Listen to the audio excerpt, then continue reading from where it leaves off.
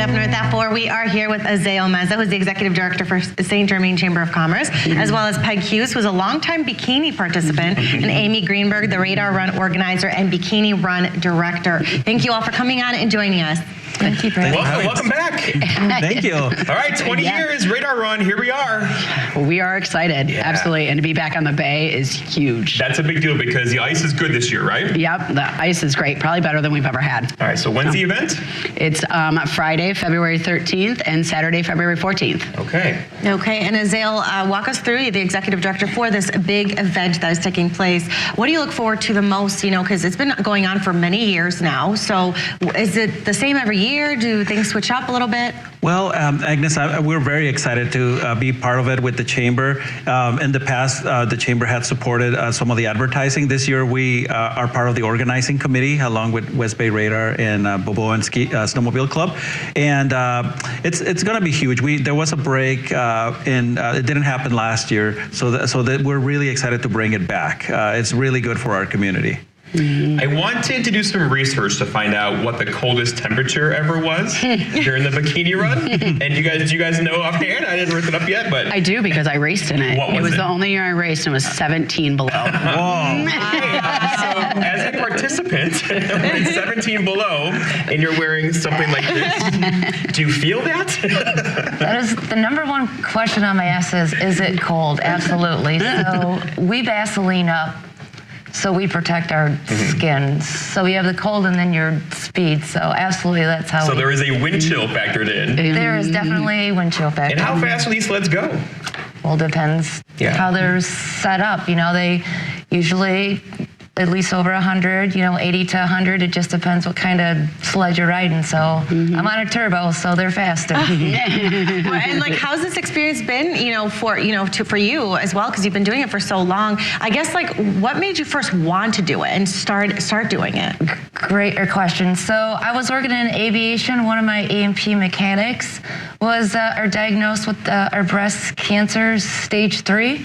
So I literally walked in a bar and I seen a poster on my birthday night and I said, I'm going to go do that. And they said, you're crazy. And I went and I signed up, and that was in 17. So I'm doing a little while. Wow. Yeah. So I was looking at your poster, and I feel like you guys have every base covered. There's shuttles, right? There's food. There's warming areas. I feel like you've put a lot of thought into this.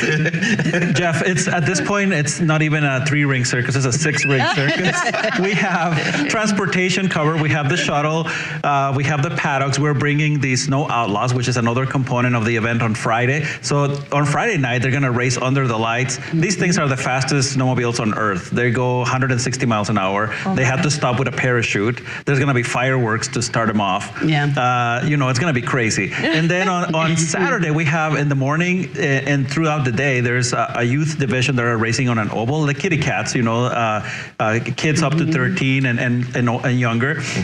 And then we continue with the Outlaws. And then of course at 1 o'clock, the main event for these ladies and probably most of the spectators is a Bikini Run that everybody's anticipating. We have over 23, 25, something like that at this point, and going up. And always looking for more. I believe they're all women this year. That's I don't think they discriminate. I think So you're not going to be out there. Well, Jeff, fortunately I'm running the event. So you have things to do. I have things to do, but you are welcome to. Oh, yes. That was Jeff, just I think say. We don't have a participant from Channel 12 yet. Jeff, it could be the first one. I think a lot of people would benefit, from, you can raise a lot of funds, I think. Again, people who want to go participate, there's still spots available. If they want to go watch, where do they go and where do they park? Yes, I can take that one down. So they can come to the community center. So if they're familiar with the flea market, which a lot of people are in St. Germain, that's where you park. Okay. There's going to be a school bus going back and forth every 10 minutes, bringing people to the ice. If you come by snowmobile, you can go directly to the ice and park there. If you come by car or truck, you have to park at the community center. At the community center, there's a vendor expo. So we'll have vendors and craft show and food. There will also be food concessions on the ice. When you get to where the shuttle drops you off, the ATV Club, St. Germain ATV Club, has rides down to the ice, so you can just ride on a sled. You've made it so simple. Yes. The poster we have to thank. We could not do it without them. The chamber can take care of the advertising, but this event, as you can imagine, is very costly, and all these sponsors make it happen. Well, best of luck to you. love that. Thank you. I'm glad it's on the link again this year. It's awesome. There you go. And we got to go, right? Yeah, we gotta go, but All right, looking well, forward to thanks for this having weekend, us. right? Thank you. Hope we can see you there.